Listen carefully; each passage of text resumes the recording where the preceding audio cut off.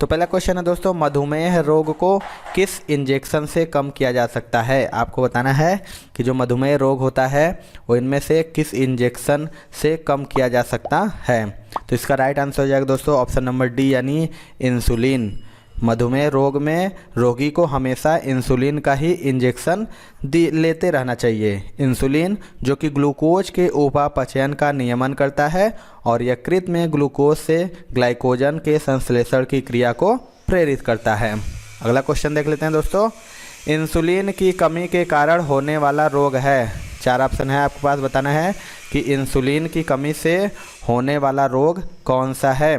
तो इसका right answer हो जाएगा दोस्तों ऑप्शन नंबर बी यानी डायबिटीज़, जो कि इंसुलिन हार्मोन की कमी के कारण हो जाता है, जिससे शर्करा की मात्रा रक्त में बढ़ जाती है और जो मूत्र के साथ बाहर निकलने लगता है। इंसुलिन हार्मोन रक्त में ग्लूकोज की मात्रा का नियंत्रण करता है दोस्तों। चलिए दोस्तों अगला क्वेश्चन देख लेते हैं, कौन सी ग्रंथि इंसुलिन स्त्रावित करती है। मोस्ट इम्पॉर्टेंट है ये क्वेश्चन दोस्तों। आपको बताना है कि इनमें से कौन सी ग्रंथि है जो इंसुलिन का स्त्रावित करती है। तो इसका राइट आंसर हो जाएगा ऑप्शन नंबर ए यानी अग्न्याशय। इंसुलिन जो कि अग्न्याशय में स्थित लैंगरहैंस की द्वीपिकाओं द्वारा स्त्रावित होता है। इंसुलिन की कमी से डायबिटीज़ की बीमारियां हो जाती है और इंसुलिन ग्लूकोज को ग्लाइकोजन में बदलता है। चलिए अगला क्वेश्चन देख लेते हैं दोस्तों, इंसुलिन निम्नलिखित में से मनुष्य के किस अंग से निकलता है। आपको बताना है कि जो इंसुलिन होता है वो निम्नलिखित में से मनुष्य के किस अंग से निकलता है। Most important and repeated question है ये दोस्तों। तो इसका राइट आंसर हो जाएगा दोस्तों ऑप्शन नंबर ए यानी पैंक्रियाज। इंसुलिन जो कि अग्न्याशय पैंक्रियाज स्त्रावित होता है। अग्न्याशय में पाई जाने वाली लैंगरहैंस की द्वीपिकाएं इंसुलिन नामक हार्मोन का स्त्रावण करती हैं। चलिए दोस्तों अगला क्वेश्चन देख लेते हैं। दोस्तों आपके अपकमिंग एग्जाम्स के लिए जीके एंड साइंस के बहुत ही इंपॉर्टेंट ई बुक्स मैं आपके लिए लेके आ रहा हूं दोस्तों। इसमें जीके के टॉपिक वाइज, जी हाँ दोस्तों, आप पूरा topic wise GK and static GK cover कर सकते हैं। 70 ज्यादा टॉपिक मैंने कवर किए, इससे बाहर आपका नहीं जाने वाला है, सब कुछ इसमें कवर हो जाएगा ऑल इन वन दोस्तों। इसलिए मैंने इसका नाम रखा है एक सिंगल ई बुक से आप सारे के सारे, आपको इधर उधर कहीं भटकना नहीं है। सिंगल ई बुक में सारे के सारे टॉपिक डाल दिए गए। बहुत मेहनत दोस्तों मैंने इसे बनाया है, आप इसे ले सकते हैं, डिस्क्रिप्शन बॉक्स में लिंक है और निश्चित तौर पे आपको सब कुछ यहाँ से रिवीजन करना है एंड कवर करना है। तो इस ई बुक का लिंक डिस्क्रिप्शन बॉक्स में मिल जाएगा। एंड सेकंड दोस्तों है आपका साइंस का 1000 क्वेश्चन जो निश्चित तौर पे आपके परीक्षा में पूछे जाएंगे और ऐसे प्रश्न जो बार बार आपके परीक्षा में पूछे गए जीव विज्ञान, रसायन विज्ञान और भौतिक विज्ञान से, जो कि कंप्लीट डिटेल के साथ है। आप सारे प्रश्न डिटेल के साथ देख सकते हैं। तो ये दोनों ई बुक बहुत ही ज्यादा इंपॉर्टेंट, निश्चित तौर पे आपको लेना चाहिए। ये वाला बुक दोस्तों 35,000 से ज्यादा स्टूडेंट ले चुके हैं। अगर आपने अभी तक नहीं लिया है तो फटाफट ले लीजिए। सभी ई बुक्स का लिंक डिस्क्रिप्शन बॉक्स मैंने दे दिया है। और आने वाले एग्जामिनेशन में कंप्लीट प्रिपरेशन कीजिए दोस्तों, निश्चित तौर पे आपको बहुत फायदा होगा क्योंकि इसमें बहुत मेहनत किया है मैंने। असंगत को ज्ञात कीजिए। इनमें से आपको बताना है कौन इनमें से अलग है। तो इसका राइट आंसर हो जाएगा दोस्तों ऑप्शन नंबर ए यानी मधुमेह। बात करें मधुमेह नामक रोग इंसुलिन हार्मोन की कमी से होता है और जो तीनों है स्कर्वी है, रिकेट्स है, बेरी ये विटामिनों की कमी से होता है दोस्तों। कॉड मछली का लीवर भरपूर होता है। आपको बताना है कि जो कॉड मछली होती है उसका लीवर किस विटामिन से भरपूर होता है। तो इसका राइट आंसर हो जाएगा दोस्तों ऑप्शन नंबर ए यानी विटामिन ए से। बात करें कॉड मछली का जो लीवर यानी यकृत होता है वो तेल विटामिन ए से भरपूर होता है और इसमें विटामिन डी की भी मात्रा प्रचुर मात्रा में पाई जाती है। तो कौन कौन सा, तो विटामिन ए और विटामिन डी दोनों हो गया। अगला क्वेश्चन देख लेते हैं दोस्तों, सूर्य की रोशनी से हम प्राप्त करते हैं। आपको बताना है कि सूर्य की रोशनी से हम कौन सा विटामिन प्राप्त करते हैं। मोस्ट इंपॉर्टेंट है। तो इसका राइट आंसर हो जाएगा ऑप्शन नंबर डी यानी विटामिन डी। सूर्य की पराबैंगनी किरणें जब त्वचा पर पड़ती है तो त्वचा के अंदर उपस्थित आर्गेस्टिरॉल नामक पदार्थ विटामिन डी में परिवर्तित हो जाता है। अगला क्वेश्चन देख लेते हैं दोस्तों, मनुष्य के शरीर में सबसे छोटी ग्रंथि है। 4 ऑप्शन है आपके पास, बताना है कि मनुष्य के शरीर में सबसे छोटी ग्रंथि कौन सी है। तो इसका राइट आंसर हो जाएगा ऑप्शन नंबर सी यानी पिट्यूटरी, जो कि मनुष्य के शरीर की सबसे छोटी ग्रंथि है। और अगर सबसे बड़ी ग्रंथि की बात करें दोस्तों तो ये हो जाएगा लीवर, जो कि सबसे बड़ी ग्रंथि है। इसे भी याद रखिएगा। अगला क्वेश्चन देख लेते हैं, दोस्तों यदि आप एसएससी की कंप्लीट प्रिपरेशन करना चाहते हैं दोस्तों, अनअकैडमी के टॉप बैचेज आ चुके हैं टॉप एजुकेटर के साथ, जिससे आप कंप्लीट प्रिपरेशन कर सकते हैं। अपकमिंग सीएचएसएल के दोस्तों एक बैच स्टार्ट हो चुकी है 4 मई से।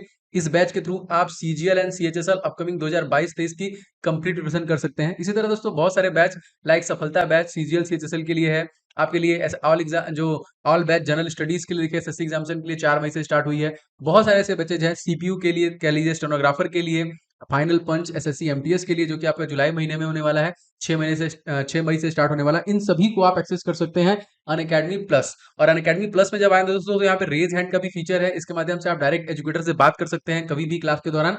और दोस्तों यहाँ पे आस्क का डाउट फीचर भी इनेबल हो जाएगा जब प्लस में आएंगे। आप कभी भी दोस्तों 3 डाउट एक साथ सेंड कर सकते हैं और आपको उसका सोल्यूशन दे दिया जाएगा। ये सभी चीजें दोस्तों आप अनअकैडमी प्लस के माध्यम से ले सकते हैं। और दोस्तों उसमें भी आपको 10% का डिस्काउंट मिल जाएगा अगर आप कोड इस्तेमाल करेंगे OJ10।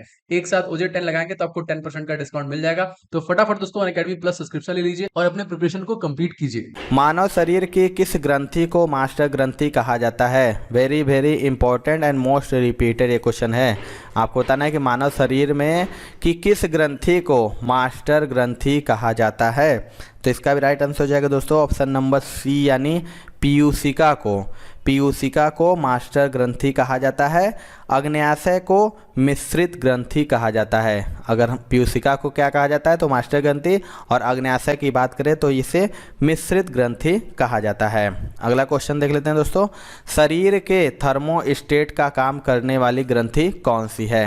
4 ऑप्शन है आपके पास, बताना है कि जो शरीर के थर्मोस्टेट का कार्य करने वाली ग्रंथि कौन है। थर्मोस्टेट यानी ताप नियंत्रक हो गया, स्थिरांक हो गया। तो इसका राइट आंसर हो जाएगा दोस्तों ऑप्शन नंबर डी यानी हाइपोथैलेमस। हाइपोथैलेमस जो कि शरीर के ताप नियंत्रक का काम करती है, इसे मास्टर ऑफ मास्टर ग्लैंड भी कहा जाता है। एड्रीनल की बात करें दोस्तों तो इसे आपातकाल ग्रंथि कहा जाता है, इसको याद रखिएगा। अगला क्वेश्चन देख लेते हैं। भ्रूण को भोजन किस माध्यम से प्राप्त होता है? इनमें से आपको बताना है कि जो भ्रूण होता है उसमें भोजन किस माध्यम से प्राप्त होता है। तो इसका राइट आंसर हो जाएगा ऑप्शन नंबर सी यानी गर्भनाल द्वारा। भ्रूण गर्भनाल से माता के शरीर से जुड़ता है और इसी के द्वारा रक्त को प्राप्त करता है। अतः भ्रूण को आवश्यक भोजन व पदार्थ माता से गर्भनाल के माध्यम से प्राप्त होता है। अगला क्वेश्चन देख लेते हैं। शरीर की सबसे बड़ी हड्डी कौन है? मोस्ट इंपॉर्टेंट यह भी क्वेश्चन है। आपको बताना है कि जो शरीर की सबसे बड़ी हड्डी इनमें से कौन सी है। तो इसका राइट आंसर हो जाएगा दोस्तों ऑप्शन नंबर बी यानी फीमर। शरीर की सबसे बड़ी हड्डी जो कि जांघ की हड्डी फीमर होती है। अगर हम बात करें फीमर जो कि पैर के ऊपरी भाग की हड्डी है, और शरीर की सबसे छोटी हड्डी की बात करें दोस्तों तो कान में पाई जाने वाली स्टेपी होती है। चलिए अगला क्वेश्चन देख लेते हैं दोस्तों। मानव मस्तिष्क का सबसे बड़ा अंग कौन सा है? आपको बताना है कि इनमें से मानव मस्तिष्क का सबसे बड़ा अंग कौन सा है। तो इसका राइट आंसर हो जाएगा दोस्तों ऑप्शन नंबर बी यानी यकृत जो कि लीवर मानव मस्तिष्क का सबसे बड़ा अंग है। अगला क्वेश्चन देख लेते हैं दोस्तों। मनुष्य के मस्तिष्क का सबसे बड़ा भाग है। 4 ऑप्शन है आपके पास, बताना है कि मनुष्य के मस्तिष्क का सबसे बड़ा भाग क्या है। तो इसका राइट आंसर हो जाएगा दोस्तों ऑप्शन नंबर सी यानी प्रमस्तिष्क।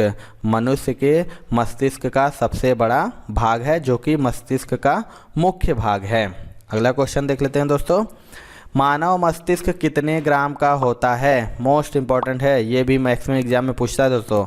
आपको बताना है कि मानव मस्तिष्क कितने ग्राम का होता है। तो इसका राइट आंसर हो जाएगा ऑप्शन नंबर ए यानी 1350 ग्राम, जो मानव मस्तिष्क कपाल गुहा में स्थित होता है और तथा इसका भार लगभग 1300 से 1400 के ग्राम के बीच में होता है दोस्तों। अगला क्वेश्चन देख लेते हैं। ग्रे मैटर में होता है, आपको बताना है इनमें से ग्रे मैटर में क्या होता है। तो इसका राइट आंसर हो जाएगा दोस्तों ऑप्शन नंबर बी यानी काफ़ी संख्या में तंत्रिका कोशिकीय निकाय, जो कि ग्रे मैटर में काफ़ी संख्या में तंत्रिका कोशिकीय निकाय होता है। अगला क्वेश्चन देख लेते हैं दोस्तों। आप मानव शरीर में उरोस्थी को कहाँ पाएंगे? आपको बताना है कि मानव शरीर में उरोस्थी कहाँ पर पाया जाता है। तो इसका राइट आंसर हो जाएगा ऑप्शन नंबर डी, यानी छाती में। मानव शरीर में उरोस्थी छाती में पाई जाती है। अगला क्वेश्चन देख लेते हैं। 14 वर्ष की आयु वाले बच्चों की वृद्धि के लिए निम्नलिखित में सर्वाधिक महत्वपूर्ण कौन सा है? आपको बताना है इनमें से कि जो 14 वर्ष के बच्चे होते हैं उनमें वृद्धि के लिए किस का सर्वाधिक महत्वपूर्ण कौन सा चीज़ है? इसका राइट आंसर हो जाएगा दोस्तों ऑप्शन नंबर ए, यानी प्रोटीन का।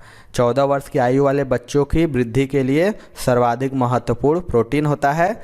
विटामिन की बात करें तो सहायक वृद्धि पदार्थ होते हैं, और वसा की बात करें दोस्तों तो ये शरीर में अत्यधिक ऊर्जा प्रदान करता है। और दूध की बात करें तो दूध को पूर्ण आहार भी कहा जाता है। चलिए अगला क्वेश्चन देख लेते हैं दोस्तों।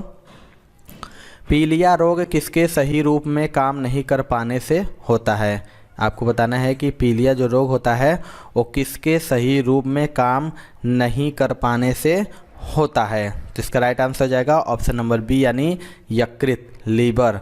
पीलिया रोग जो कि लीवर के सुचारू रूप से कार्य न कर पाने के कारण होता है। चलिए दोस्तों अगला क्वेश्चन देखते हैं। सीमेंट और अस्थियां दोनों में ही विद्यमान तत्व है। आप सबको चाह रहा है बताना है कि सीमेंट और अस्थियां दोनों में विद्यमान कौन सा तत्व है।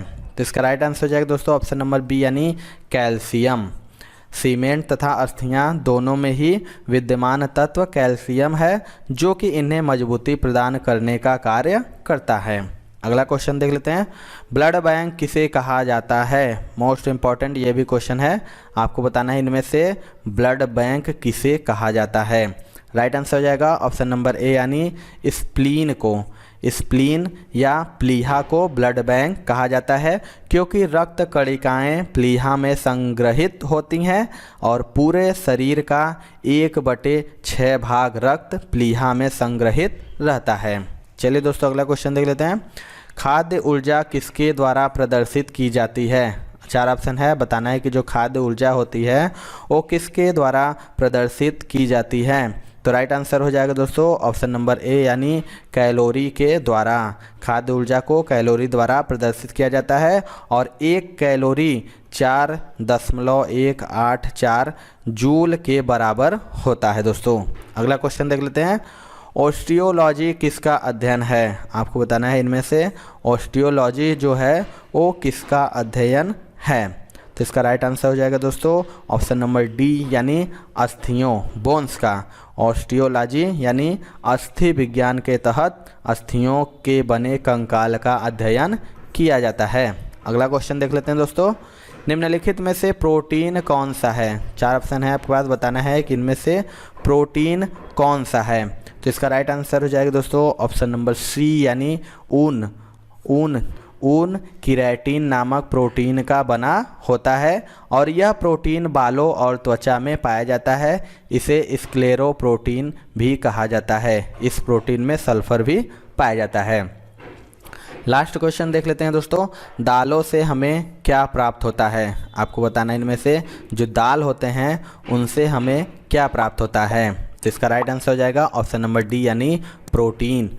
दालों से हमें मुख्यतः प्रोटीन प्राप्त होता है, और मूंग की दाल, अरहर की दाल में क्रमशः 23-24 ग्राम प्रोटीन होता है। इसके अतिरिक्त हमें दालों से फोलिक एसिड, निकोटीनिक एसिड तथा फास्फोरस की कुछ मात्रा भी प्राप्त होती है दोस्तों।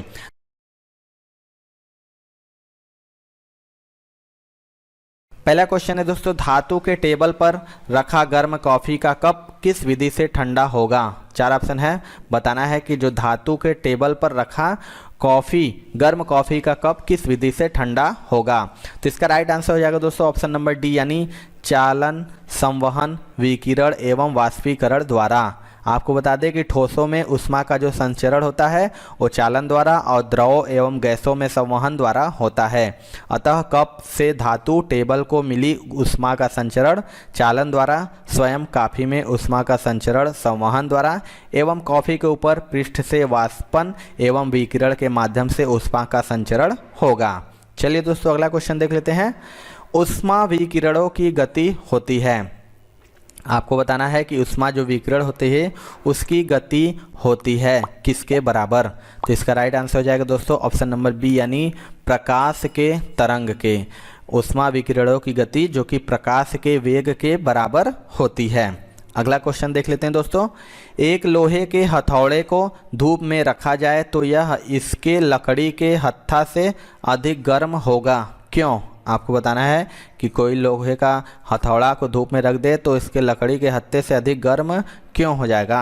तो इसका राइट आंसर हो जाएगा दोस्तों ऑप्शन नंबर डी, यानी लोहा जो कि ऊष्मा का सुचालक है। आपको बता दें कि लोहा ऊष्मा का सुचालक होता है किंतु लकड़ी ऊष्मा की कुचालक होती है, और लोहे के अधिक गर्म होने का कारण इसका सुचालक होना होता है। अगला क्वेश्चन देख लेते हैं दोस्तों। दो रेल पटरियों के मध्य जोड़ पर एक छोटा सा स्थान क्यों छोड़ा जाता है। आप सभी लोगों ने देखा होगा दोस्तों कि जो रेल पटरियां होती हैं उनके मध्य जोड़ पर एक छोटा सा स्थान क्यों छोड़ा जाता है। तो राइट आंसर हो जाएगा दोस्तों ऑप्शन नंबर बी, यानी क्योंकि धातु गर्म करने पर फैलती है तथा ठंडी करने पर फैलती है। तो बता दें कि इसीलिए ये स्थान छोड़ा जाता है, और यदि जगह न हो तो पटरी टेढ़ी हो जाएगी जिससे दुर्घटना हो सकती है, इसलिए यह आवश्यक है। अगला क्वेश्चन देख लेते हैं दोस्तों।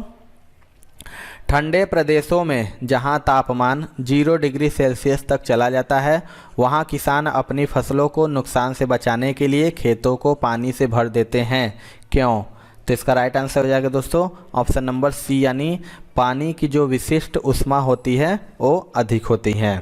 अगला क्वेश्चन देख लेते हैं। कार्बोरेटर किस इंजन में होता है? मोस्ट इंपॉर्टेंट है, आपको बताना है कि जो कार्बोरेटर होता है वो किस इंजन में होता है। तो इसका राइट आंसर हो जाएगा दोस्तों ऑप्शन नंबर ए, यानी पेट्रोल इंजन में कार्बोरेटर होता है, जो कि पेट्रोल इंजन में। इसके द्वारा इंजन में हवा को पेट्रोल वाष्प के साथ आवेशित किया जाता है। अगला क्वेश्चन देख लेते हैं। विकिरण पाइरोमीटर से कितना तापक्रम मापा जा सकता है? 4 ऑप्शन है आपके पास, बताना है जो विकिरण होता है विकिरण पाइरोमीटर से कितना तापक्रम मापा जा सकता है। इसके राइट आंसर की बात करें दोस्तों तो इसका राइट आंसर हो जाएगा ऑप्शन नंबर डी, यानी 500 डिग्री सेल्सियस से ऊपर विकिरण पाइरोमीटर से उसका तापक्रम मापा जा सकता है। यह जो कि एक उच्च तापमापी उपकरण है और इससे दूरस्थ वस्तुओं जैसे सूर्य आदि का भी ताप मापा जा सकता है। अगला क्वेश्चन देख लेते हैं दोस्तों। एक गोल, एक घन और एक वृत्ताकार प्लेट 200 डिग्री सेल्सियस तक गर्म किए जाते हैं और ठंडे होने के लिए छोड़े जाते हैं। इनमें क्या शीघ्र ठंडा होगा, यानी सबसे जल्दी ठंडा इनमें से क्या होगा?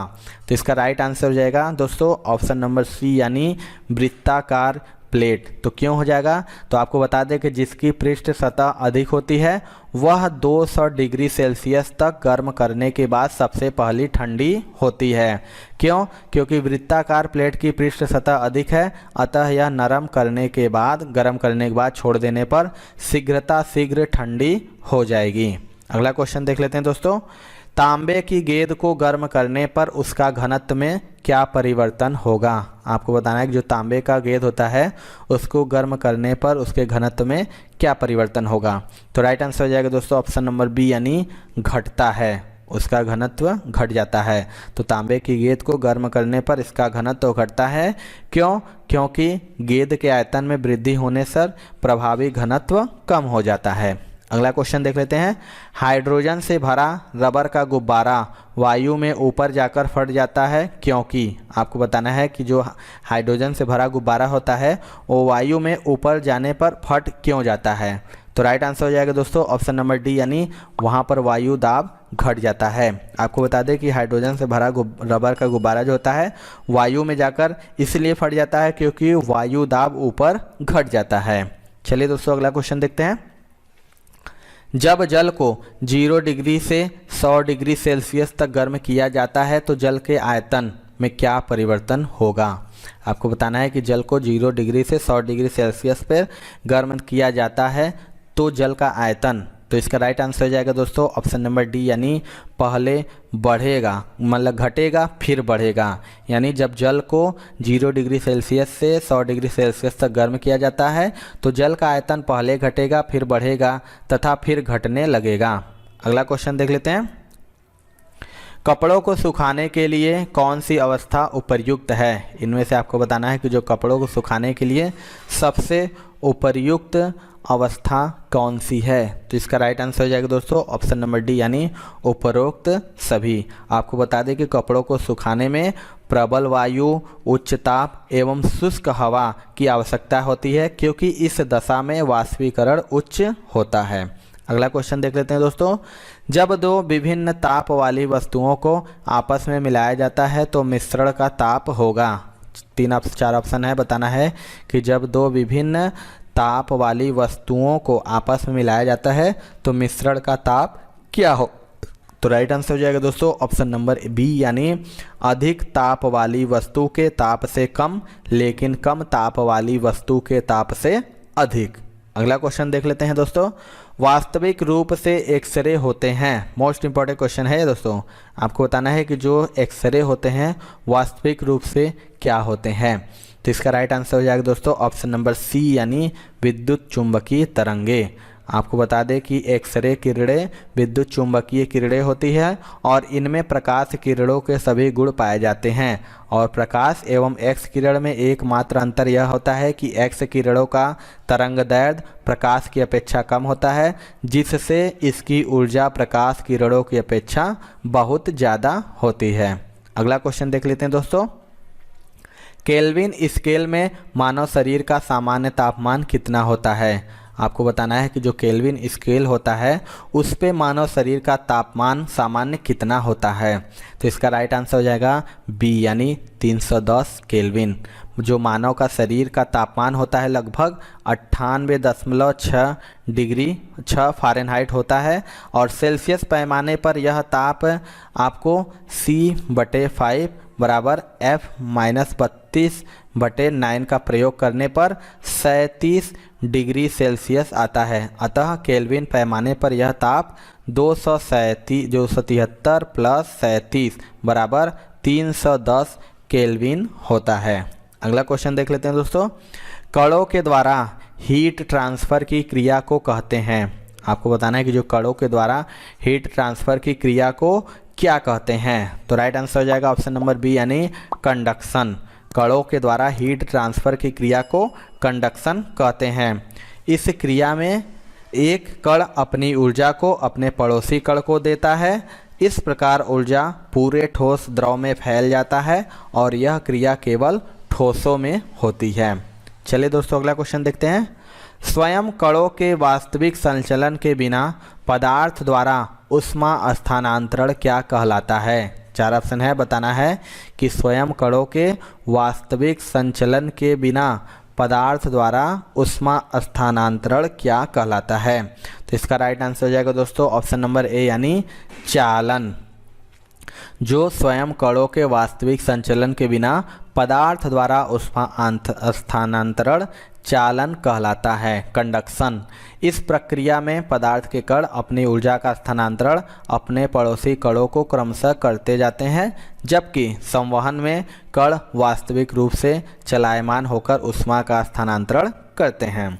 अगला क्वेश्चन देख लेते हैं दोस्तों। जब वाष्प द्रव में घनीभूत होता है तो क्या होता है? आपको बताना है कि जब वाष्प द्रव में घनीभूत हो जाता है तो क्या होता है। मोस्ट इंपॉर्टेंट ये क्वेश्चन है। तो इसका राइट आंसर हो जाएगा दोस्तों ऑप्शन नंबर सी यानी यह ऊष्मा का निष्कासन करता है। तो आपको बता दें कि जब द्रव वाष्प में बदलता है तो वाष्प की गुप्त ऊष्मा के बराबर ऊष्मा की आवश्यकता होती है और जब वाष्प द्रव में घनीभूत होता है तो इसी गुप्त ऊष्मा के बराबर ऊष्मा का निष्कासन होता है। अगला क्वेश्चन देख लेते हैं दोस्तों। संघनन क्या है? मोस्ट इंपॉर्टेंट ये भी क्वेश्चन है। आपको बताना है कि संघनन क्या है। तो इसका राइट आंसर हो जाएगा दोस्तों ऑप्शन नंबर बी यानी वाष्प का द्रव में परिवर्तन।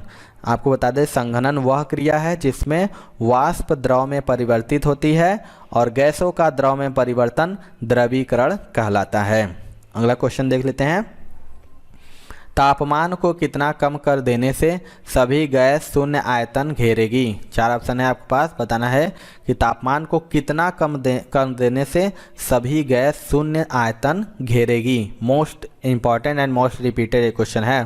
तो इसका राइट आंसर हो जाएगा दोस्तों ऑप्शन नंबर सी यानी -273 डिग्री सेल्सियस।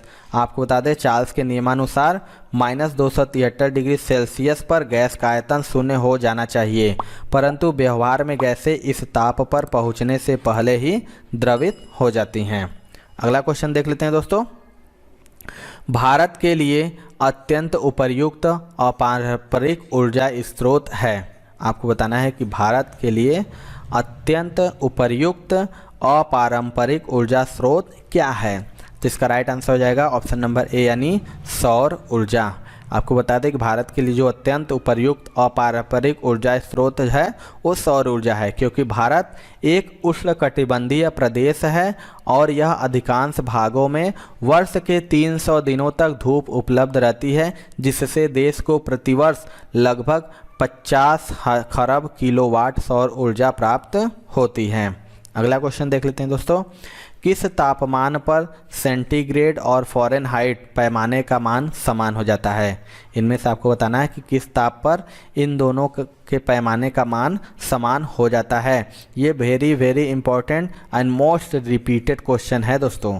तो इसका राइट आंसर हो जाएगा दोस्तों ऑप्शन नंबर सी यानी -40 डिग्री पर।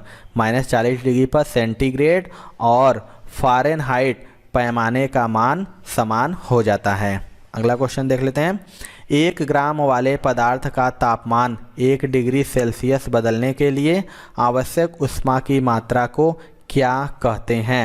आपको बताना है कि 1 ग्राम वाले पदार्थ का तापमान 1 डिग्री सेल्सियस बदलने के लिए आवश्यक ऊष्मा की मात्रा को क्या कहते हैं। ये भी very important and most repeated question है।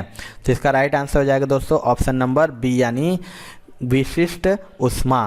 किसी पदार्थ के 1 ग्राम का तापमान 1 डिग्री सेल्सियस बढ़ाने के लिए आवश्यक ऊष्मा की मात्रा को उस पदार्थ की विशिष्ट ऊष्मा कहते हैं। यह पदार्थ की प्रकृति पर भी निर्भर करती है। अगला क्वेश्चन देख लेते हैं दोस्तों। हवाई जहाज में फाउंटेन पेन से स्याही बाहर निकल आती है, क्यों। आपको बताना है कि जो हवाई जहाज होता है उसमें फाउंटेन पेन से जो स्याही बाहर क्यों निकल आती है। तो इसका राइट आंसर हो जाएगा ऑप्शन नंबर ए यानी ऊंचाई बढ़ने से वायुदाब में कमी होती है। यानी ऊंचाई बढ़ने से वायुदाब में कमी हो जाती है, जिससे हवाई जहाज में फाउंटेन पेन से स्याही बाहर निकल आती है। अगला और लास्ट क्वेश्चन देख लेते हैं। एक मनुष्य का तापक्रम 60 डिग्री सेल्सियस है, तो उसका तापक्रम फ़ारेनहाइट में क्या होगा। आपको बताना है कि मनुष्य का जो तापक्रम 60 डिग्री सेल्सियस है तो उसका तापक्रम फ़ारेनहाइट में कितना होगा। तो इसका राइट आंसर हो जाएगा ऑप्शन नंबर ए यानी 140 डिग्री फ़ारेनहाइट।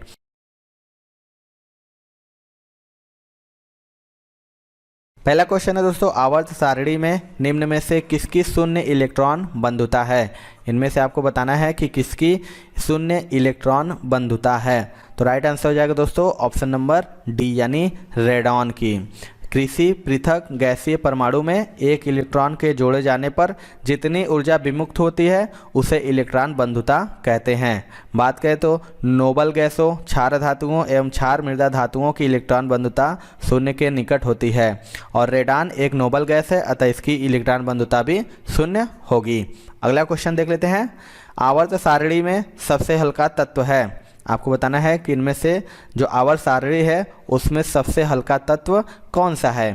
तो राइट आंसर हो जाएगा दोस्तों ऑप्शन नंबर ए यानी लिथियम, जो कि आवर्त सारणी में सबसे हल्का तत्व है। अगला क्वेश्चन देख लेते हैं दोस्तों। यूरिया क्या है।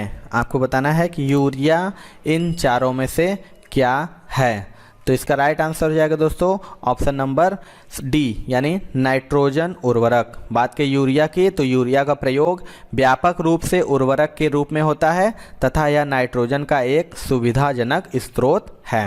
अगला क्वेश्चन देख लेते हैं। निम्न में से किसको सार्वत्रिक विलायक कहते हैं। आपको बताना है कि इनमें से किसको सार्वत्रिक विलायक कहते हैं। इसका राइट आंसर हो जाएगा दोस्तों ऑप्शन नंबर डी यानी पानी को। पानी को सार्वत्रिक विलायक कहा जाता है और इसमें अम्ल तथा क्षार दोनों घुलनशील होते हैं। अगला क्वेश्चन देख लेते हैं दोस्तों। निम्नलिखित में से कौन सा लवण पानी में घुलनशील नहीं है। आपको बताना है इनमें से कौन सा लवण है जो पानी में घुलनशील नहीं है। तो तो इसका राइट आंसर हो जाएगा दोस्तों ऑप्शन नंबर बी यानी BaCO3। अगर बात करें दोस्तों कि पोटेशियम कार्बोनेट की, तो यह सफ़ेद रंग का पानी में घुलनशील लवण है, ये एल्कोहल में घुलनशील नहीं है। और कैल्शियम क्लोराइड पानी तथा एल्कोहल में घुलनशील है। सोडियम सल्फेट की बात करें तो उसका प्रयोग मुख्यतः डिटर्जेंट के निर्माण में होता है तथा यह पानी में घुलनशील है। और बेरियम कार्बोनेट की बात करें तो यह सल्फ्यूरिक अम्ल में अघुलनशील है तथा पानी में कम घुलनशील है। अगला क्वेश्चन देख लेते हैं। निम्न पदार्थों में से कौन केवल एक ही तत्व से बना है? आपको बताना है कि इनमें से कौन सा पदार्थ है जो केवल एक ही तत्व से बना है। तो इसका राइट आंसर हो जाएगा दोस्तों ऑप्शन नंबर ए यानी हीरा यानी डायमंड, जो कि एक ही तत्व से बना है। बात करें बालू की, तो बालू का जो मुख्य घटक सिलिकॉन डाइऑक्साइड है, जो शुद्ध सिलिका कांच का मुख्य घटक, जबकि पानी हाइड्रोजन एवं ऑक्सीजन से मिलकर बना है। और हीरा कार्बन का अपर रूप है। अगला क्वेश्चन देख लेते हैं। सूर्य में कौन सा तत्व सर्वाधिक मात्रा में होता है? 4 ऑप्शन है, बताना है कि सूर्य में कौन सा तत्व सर्वाधिक मात्रा में होता है। इसका राइट आंसर हो जाएगा दोस्तों ऑप्शन नंबर बी यानी हाइड्रोजन। सूर्य में लगभग 90% हाइड्रोजन, 9% हीलियम तथा 1% अन्य तत्व पाए जाते हैं। अगला क्वेश्चन देख लेते हैं दोस्तों। मैग्नेटाइट का रासायनिक सूत्र है। आपको बताना है इनमें से मैग्नेटाइट का रासायनिक सूत्र क्या है। तो इसका राइट आंसर हो जाएगा दोस्तों ऑप्शन नंबर बी यानी Fe3O4, जो कि मैग्नेटाइट का रासायनिक सूत्र है और यह खनिज पदार्थों के समूह का भी सदस्य है। अगला क्वेश्चन देख लेते हैं दोस्तों। निम्न में से कौन पदार्थ शुद्ध कार्बन से बना है? 4 ऑप्शन है आपके पास, बताना है कि कौन सा पदार्थ है जो शुद्ध कार्बन से बना है। मोस्ट इंपॉर्टेंट क्वेश्चन है ये। तो इसका राइट आंसर हो जाएगा दोस्तों ऑप्शन नंबर सी यानी ग्रेफाइट। ग्रेफाइट जो कि कार्बन का अपर रूप है। मीथेन एक रंगहीन गंधहीन गैस है तथा हाइड्रोजन एवं कार्बन से मिलकर बनी है। एसिटिक एसिड की बात करें दोस्तों तथा चीनी, तो कार्बन हाइड्रोजन तथा ऑक्सीजन का मिश्रण है ये। अगला क्वेश्चन देख लेते हैं। श्वेत फास्फोरस रखा जाता है। 4 ऑप्शन है आपके पास, बताना है कि श्वेत फास्फोरस इनमें से किस में रखा जाता है। तो राइट आंसर हो जाएगा दोस्तों ऑप्शन नंबर ए यानी पानी में। श्वेत फास्फोरस जो कि एक जहरीला होता है एवं हवा के संपर्क में आते ही प्रज्वलित हो जाता है, अतः इसे पानी के अंदर ही रखा जाता है। अगला क्वेश्चन देख लेते हैं दोस्तों। दिए गए वर्गीकरण में से कौन सा परमाणु द्रव्यमान के आधार पर था? इनमें से आपको बताना है कि वर्गीकरण में से कौन सा परमाणु द्रव्यमानों के आधार पर था। तो इसका राइट आंसर हो जाएगा ऑप्शन नंबर सी यानी डोब्रेनेर, न्यूलैंड्स और मेंडलीव का। एक ही आवर्त सारणी में तत्वों के वर्गीकरण का आधार परमाणु द्रव्यमान तथा परमाणु भार के आधार पर था। वहीं मोसले ने तत्वों के वर्गीकरण का आधार परमाणु क्रमांक रखा था। अगला क्वेश्चन देख लेते हैं दोस्तों। संतृप्त हाइड्रोकार्बन को क्या कहा जाता है? 4 ऑप्शन है आपके पास, बताना है कि जो संतृप्त हाइड्रोकार्बन होता है उसे क्या कहा जाता है। राइट आंसर हो जाएगा दोस्तों ऑप्शन नंबर ए यानी एल्केन। आपको बता दें कि जिन हाइड्रोकार्बनों की संयोजकताएं एक सहसंयोजी आबंधों द्वारा संतुष्ट होती हैं उन्हें संतृप्त हाइड्रोकार्बन या एल्केन कहते हैं। अगला क्वेश्चन देख लेते हैं। निम्नलिखित में से किस वैज्ञानिक ने सुझाव दिया था कि तत्वों के प्रतीकों का निर्माण तत्व के नाम के 1 या 2 अक्षरों से किया जा सकता है? आपको इनमें से बताना है कि वो कौन से वैज्ञानिक थे जिन्होंने सुझाव दिया था कि तत्वों के प्रतीकों का निर्माण तत्व के 1 या 2 अक्षरों के नामों द्वारा किया जा सकता है। तो इसका राइट आंसर हो जाएगा ऑप्शन नंबर ए यानी बर्जीलियस। बर्जीलियस स्वीडन के रसायनज्ञ थे, जो कि जॉन जैकब बर्जीलियस ने ही तत्वों के प्रतीकों हेतु जो सुझाव दिया था उसके अनुसार तत्वों के प्रतीकों का निर्माण उनके नाम के 1 या 2 अक्षरों को लेकर भी किया जाता है। जैसे अगर हम कार्बन की बात करें तो सी से हम कार्बन हो जाता है, ऑक्सीजन के लिए बात करें तो ओ लिख देते हैं तो ऑक्सीजन, हीलियम की बात करें तो एच से हीलियम निर्धारित किए गए हैं। अगला क्वेश्चन देख लेते हैं दोस्तों। हीलियम और आर्गन में क्या समानता है? मोस्ट इंपॉर्टेंट क्वेश्चन है ये दोस्तों। आपको बताना है कि हीलियम और आर्गन में क्या समानता है। राइट आंसर हो जाएगा दोस्तों ऑप्शन नंबर बी, यानी दोनों का बाह्यतम कोश पूर्णतः भरा होता है। आपको बता दें हीलियम और आर्गन दोनों अक्रिय गैस हैं जो न्यूलैंड के अष्टक नियम का पालन करती है और इनके बाह्य कोश सदैव पूर्णतः भरा होता है। अगला क्वेश्चन देख लेते हैं। आधुनिक आवर्त सारणी के साथ किसका नाम जुड़ा हुआ है? आपको बताना है इनमें से कि आधुनिक आवर्त सारणी के साथ किस वैज्ञानिक का नाम जुड़ा हुआ है। तो राइट आंसर हो जाएगा ऑप्शन नंबर डी, यानी H.J. मोसले, जो कि वर्ष 1913 में हेनरी मोजले ने बताया था कि तत्व के परमाणु द्रव्यमान की तुलना में परमाणु संख्या अधिक आधारभूत गुणधर्म है। अगला क्वेश्चन देख लेते हैं। निम्नलिखित में से कौन सा विभिन्न रूपों में मौजूद हो सकता है? इनमें से आपको बताना है कि कौन सा विभिन्न रूपों में मौजूद हो सकता है। तो इसका राइट आंसर हो जाएगा दोस्तों ऑप्शन नंबर डी, यानी कार्बन, जो कि विभिन्न रूपों में मौजूद हो सकता है। अगला क्वेश्चन देख लेते हैं दोस्तों। परमाणु संख्या 57 तत्व संबंधित है। आपको बताना है जो परमाणु संख्या 57 है वो किस तत्व यानी ब्लॉक से संबंधित हैं। तो इसका राइट आंसर हो जाएगा ऑप्शन नंबर सी, यानी डी ब्लॉक से।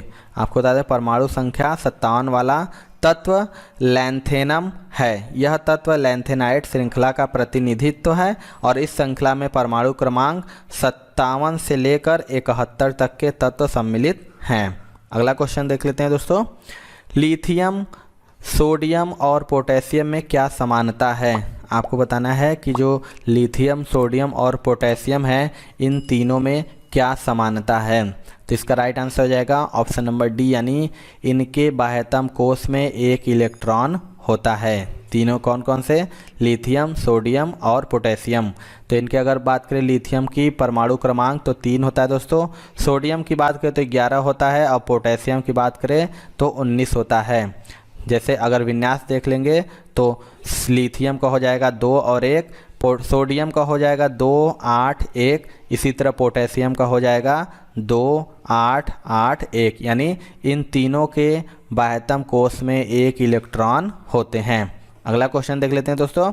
डी ब्लॉक के तत्व को इस नाम से भी जाना जाता है। आपको बताना है कि जो डी ब्लॉक के तत्व होते हैं उन्हें अन्य किस नाम से जाना जाता है। तो इसका राइट आंसर हो जाएगा दोस्तों ऑप्शन नंबर डी, यानी संक्रमण तत्व। आवर्त सारणी के मध्य भाग में समूह 3 से समूह 12 तक के तत्व संक्रमण तत्व कहलाते हैं और इन्हें डी ब्लॉक तत्व भी कहा जाता है। अगला क्वेश्चन देख लेते हैं। परमाणु का आयतन सबसे कम होता है। आपको बताना है कि जो परमाणु का आयतन होता है सबसे कम किसमें होता है। तो इसका राइट आंसर हो जाएगा दोस्तों ऑप्शन नंबर सी, यानी हीलियम में। आपको बता दें कि जो हीलियम होता है वो प्रथम आवर्त में दूसरा तत्व है तथा तृतीय आवर्त के तत्वों जो कि सिलिकॉन हो गया, फास्फोरस हो गया, सल्फर हो गया, ये ऊपर हैं। अतः हीलियम परमाणु का आयतन इन तत्वों में सबसे कम होता है। अगला क्वेश्चन देख लेते हैं दोस्तों। प्रकृति में विद्युत धनात्मक होती है। 4 ऑप्शन है आपके पास, बताना है कि जो प्रकृति में विद्युत धनात्मक होती हैं। इसके राइट आंसर की बात करें दोस्तों तो इसका राइट आंसर हो जाएगा ऑप्शन नंबर डी, यानी धातुएं। प्रकृति में विद्युत धनात्मक धातुएं होती हैं। अगला क्वेश्चन देख लेते हैं दोस्तों। आधुनिक आवर्त सारणी में जिगजैग रेखाएं किसको अलग करती हैं? मोस्ट इम्पॉर्टेंट क्वेश्चन है दोस्तों। आपको बताना है कि आधुनिक आवर्त श्रेणी में जिगजैग रेखाएं होती हैं किसको अलग करती हैं। तो इसका राइट आंसर हो जाएगा दोस्तों ऑप्शन नंबर बी, यानी अधातुओं से धातुओं को। आपको बता दें कि आधुनिक आवर्त सारणी में एक टेढ़ी मेढ़ी यानी जिगजैग रेखा धातुओं को अधातुओं से अलग करती हैं। अगला क्वेश्चन देख लेते हैं दोस्तों। निम्नलिखित में से सही कथन का चयन करें। 4 ऑप्शन है आपके पास, इनमें से बताना है कि कौन सा कथन सही है। तो इसका राइट आंसर हो जाएगा ऑप्शन नंबर ए, यानी हीलियम में आयनीकरण की क्षमता अधिक होती है। अगला क्वेश्चन देख लेते हैं दोस्तों।